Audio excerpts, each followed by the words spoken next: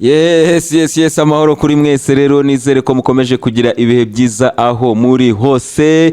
Uyu munsi tugiye kuganira ku bintu byaraye bimbabaje cyane, byanteye agahinda, bintera n'umujinya, numva nahita ngenda nkajya muri Niger nkajya gusapotinga abasirikari mu ntambara barimo, kubera ko ejo bundi nababwiraga ibintu Museveni yatangaje avuga uburyo Afrika yarenganiye mu masezerano yagiye igirana n'Uburayi, cyane cyane iyi Afrika yo mu gice cy'Abafaransa, mvuge gutyo, niyo yakomeje kuguma mu ngoyi zikomeye cyane z'ubukoroni.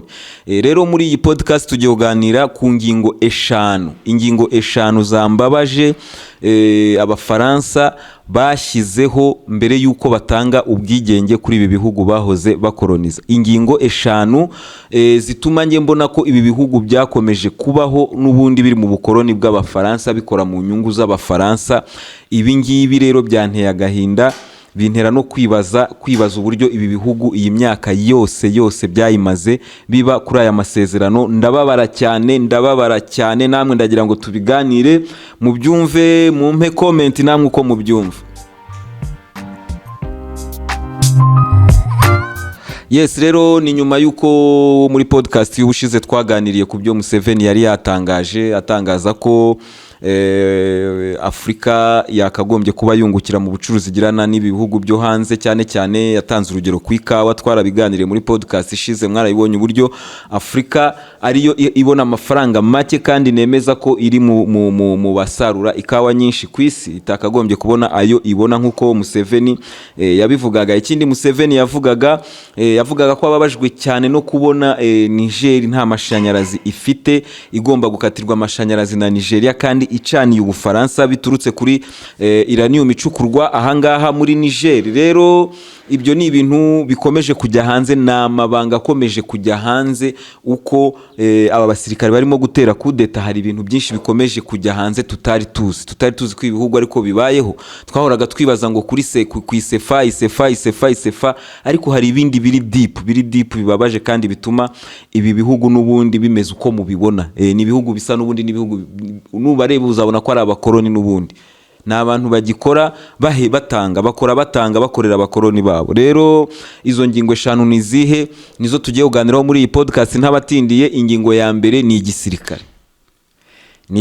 Ni ukuvuga ngo Ubufaransa mbere yo gutanga ubwigenge bwarababwiye buti, igisirikari nitwe tuzajya tubamenyera uko bimeze, imbunda muzajya muzigura hano, nitwe tuzajya tubatoza, ni nabo bagenaho iki gisirikare kitagomba kurenga. Ni nayo mpamvu twibazaga impamvu aba Islamiste baza bagatera mu gihe bateraga Mali bashaka gukora iriya azawadi yabo. Mwabonye ko ari ibintu byagiye byihuta cyane. Abafaransa baraza bagerageza gutabara nk'uko babivuga, ariko nibo n'ubundi bari bawucanye. Rero impamvu byihuse nuko kiriya gisirikari cyo muri biriya bihugu byose, wafata Senegal, wafata Cote d'Ivoire, wafata Mali, Niger, ibihugu byose by'Abafaransa nta gisirikare bifite, kuko Abafaransa bagikoze mu nyungu zabo, ku buryo kitazigera kibateza ikibazo na rimwe, ku buryo kitazaba igisirikari gishobora gufata ibyemezo nk'ibyo turi kubona uyu munsi. Ibyo rero byagombaga gutinda bikagera, kuko Ofet Bwanya yaravuze ati yaba imyaka 30 yaba imyaka 50 Afrika izibohora izi ngoyi zose. Turabibona rero. Ingingo ya kabiri ni ururimi. Abafaransa bategetse ibihugu ko ururimi rugomba kuba Igifaransa, buri gihugu kikagira Igifaransa nk'ururimi rw'igihugu. Ururimi langue nationale, ni ukuvuga ngo nka gutya mu Rwanda tuvuga Ikinyarwanda, ugasanga muri Kongo ni Igifaransa, uzabibona za Senegal, ibihugu byose nubibona bikoresha Igifaransa nk'ururimi rw'igihugu. Mbivuge gutyo. Iryo rero ni itegeko ry'Abafaransa, munabyibuka ko banatugumishije muri iyi ngoyi yabo y'ururimi mu cyo bita francophonie. Nunareba Abafaransa buriya bashyira amafaranga menshi cyane mu kintu cyitwa francophonie. Ni ikintu bashoramo menshi kuko bashaka ko ururimi rwabo rukomeza kugira influence ku isi. Ibyo ngibyo kugera aho ngaho, wenda ikibabaje cyane n'icyo gisirikare, kubera ko ntago wagira sovereignty udafite igisirikare kizima. ariko ururimi wenda bari baraturangije n'ubundi nta kundi ururimi tuzarugumana. Icya gatatu kibabaje cyane ubwo ntangiye kugera ku bibabaje nubwo n'igisirikare kibabaje, ariko icya gatatu ni ubutunzi kamere, ubutunzi bw'ibi bihugu, ubutunzi buri mu butaka bw'ibi bihugu. Abafaransa bavuze ko batanze itegeko cyangwa se batanze ibwiriza mbere yo gutanga ubwigenge, babwira ibi bihugu ko umutungo wose uri muri ibi bihugu mbere yo kuba bakumvikana n'andi masoko, mbere yo kuba bakumvikana n'ibindi bihugu, Ubufaransa aribwo priorite number one, priorite ya mbere, nibwo bwa mbere bugomba kuza bukavugana nabo uburyo bwakoresha ubwo butunzi kamere. Nako mubizi n'izo uranium turimo kuvuga zose zicukurwa bijyanye n'amasezerano yo muri 65. Niyo mpamvu mubona abanyanigeri n'uyu munsi bagendana amakabutura acitse basa kuriya, ni ukubera ko Abafaransa baracyabasakinga, baracyabanyunyuza kugeza kuri uyu munota. Rero ubutunzi Abafaransa nibo priorite. Yes, icyo ngicyo turakibonye, ni icya gatatu. Icya kane ni ifaranga. Ifaranga, rukuvuga ngo ibi bihugu bigomba kuguma bikoresha isefa, ifaranga ry'Abafaransa. Iri faranga ry'Abafaransa rero ni Abafaransa bari kontrola, ni banki y'Abafaransa, Abafaransa zikontorora iri faranga. Noneho ibi bihugu bikoresha iri faranga bitegetswe gutanga umusoro wa 15% buri mwaka. Ni ukuvuga ngo aya mafaranga yose bakorera muri ibi bihugu 15% ajya muri banki z'Abafaransa nk'amafaranga y'inyishyu y'umusoro y'uko bakoresha amafaranga y'Abafaransa. Muracyumva?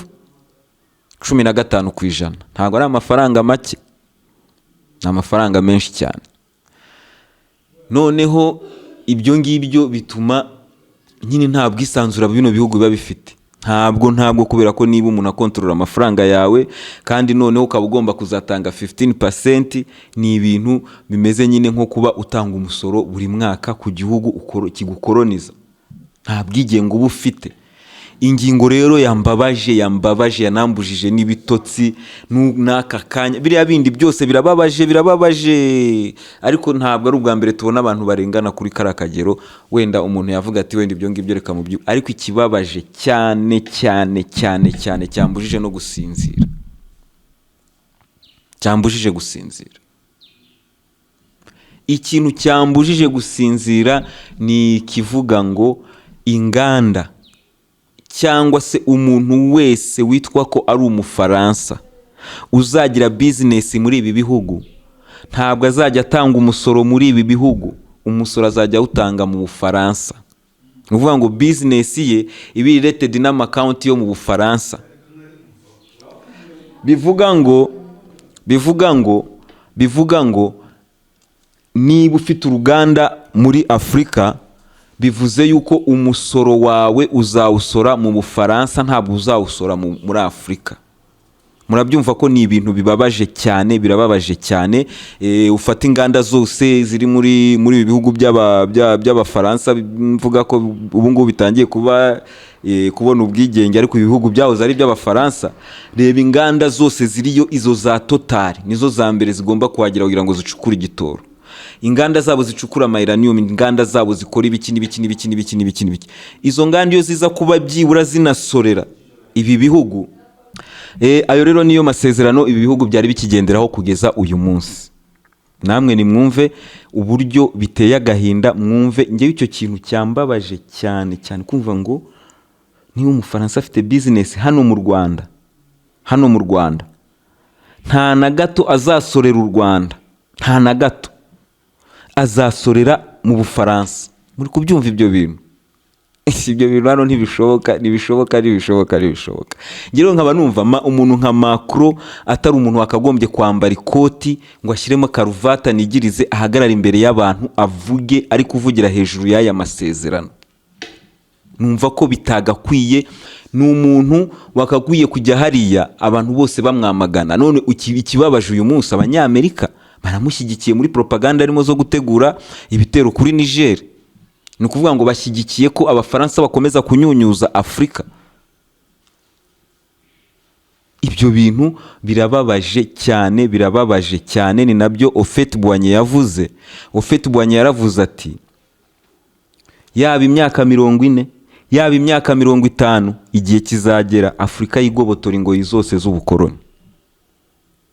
Ubu ngubu dushobora kuba turi mu myaka hagati ya 40 na 50. Houphouët-Boigny yavuze ibyo bihugu kuva bihawe icyo bita ngo ni ubwigenge. Ibyo rero ni ibintu byambabaje cyane, ndavuga ati ndabyuka nza tubiganireho hano kuri Waka Waka, mwumva akarengane ibi bihugu byagize, mwumva akarengane ibihugu birimo kugirirwa. ECOWAS rero ikomeje propaganda zayo. ECOWAS ikomeje propaganda zayo, irimo gushyirwamo n'Abafaransa, ariko mo imbere muri ECOWAS, abaturage ba ECOWAS ntibashaka ko abasirikari babo bajya gutera Niger. Ni ukuvuga ngo ibi bihugu bya ECOWAS narabibabwiye, ni ibihugu reba Senegal, ibaze noneho nka Macky Sall kuba abahagaze hejuru y'amasezerano nk'ayo ngayo. Reba Ouattara. Birababaje cyane. Nayo mpamvu barimo kurwanya kudeta y'ahangaha muri Niger, ariko kudeta yabaye muri Chad ejo bundi nta muntu wigeze ayikondana.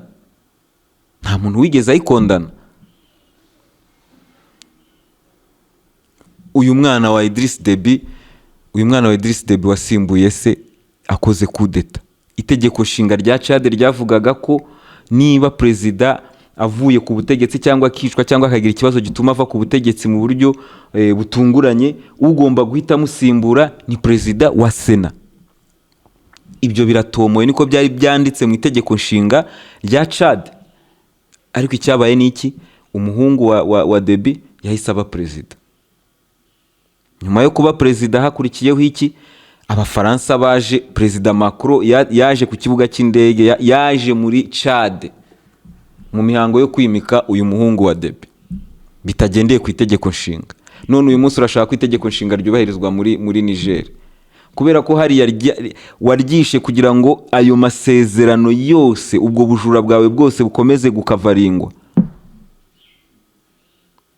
Uyu munsi nubwo Chad uyifite, ariko nayo yanze kujya mu bitero byo kujya gutera Niger, kubera ko ibi bihugu ari Nigeria.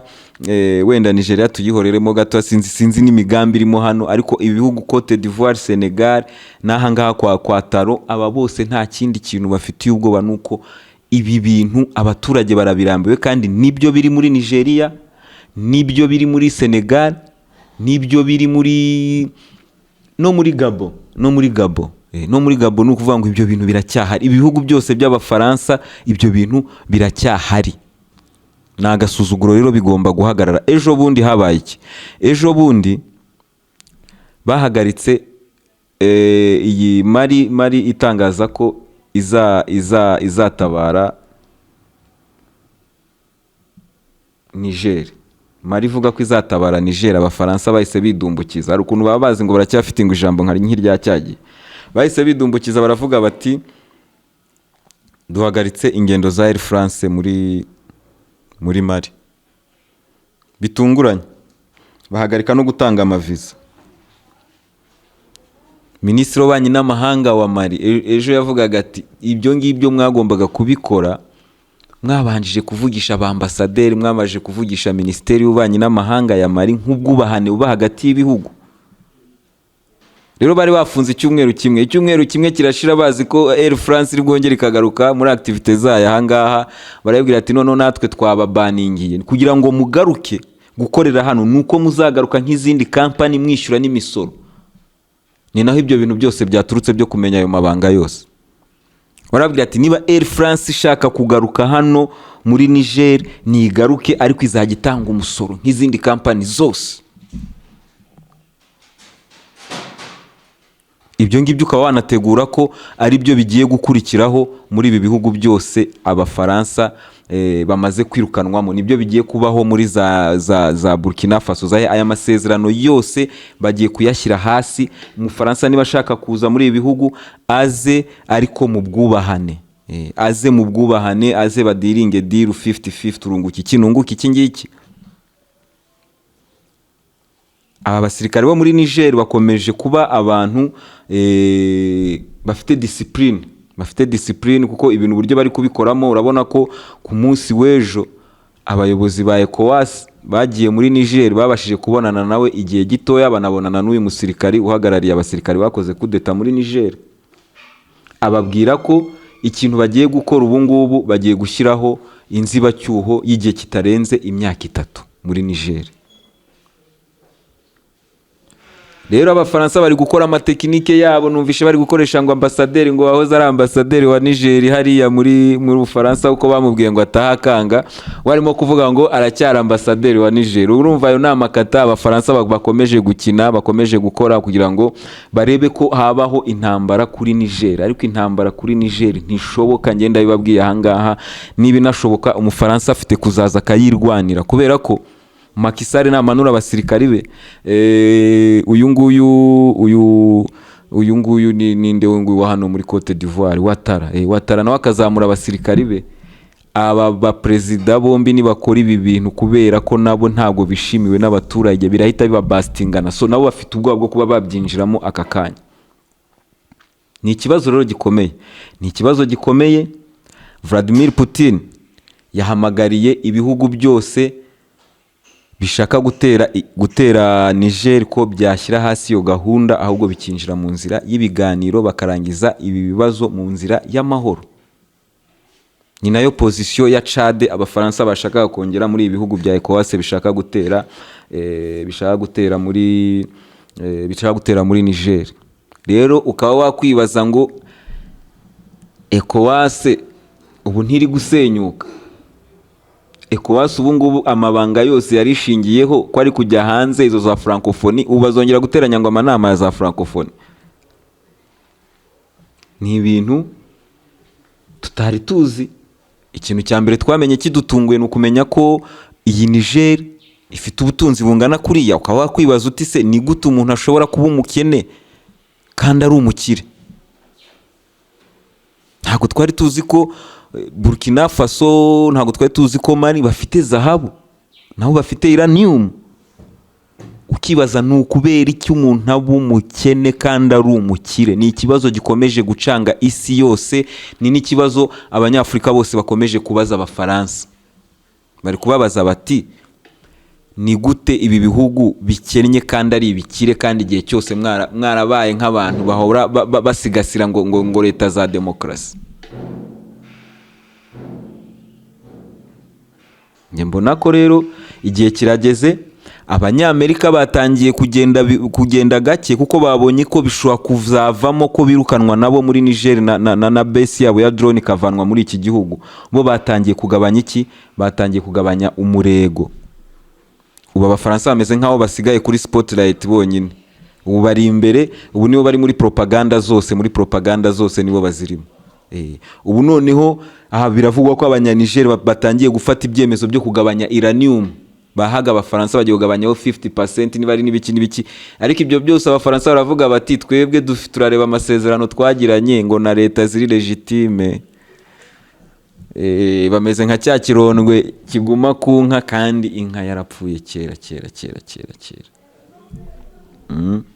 Rero nugukomeza tukabireba, ukaba wakwibaza uti ECOWAS amaherezo yayo na ayahe, francophonie amaherezo yayo na ayahe, aba bafaransa bagiye gukemura ibibazo gute? Turakomeza tubirebere hamwe. Iyi ni Waka Waka podcast.